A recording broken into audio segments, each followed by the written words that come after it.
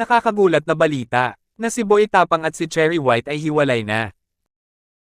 Hinding-hindi ka talaga makapaniwala kung bakit bigla na silang naghiwalay. Matatandaan pa natin na sobrang sweet nila sa isa't isa at laging magkasama sa video blog. Ngunit tila ngayon ay nag-aaway na sila at nagpaparinigan sa social media. Marami ang nagtaka dahil sa mga post nila sa kanilang social media, kaya chinek ko agad at totoo nga ang balita na naghiwalay na sila. Ngunit ano nga ba ang dahilan kung bakit silang dalawa ay naghiwalay?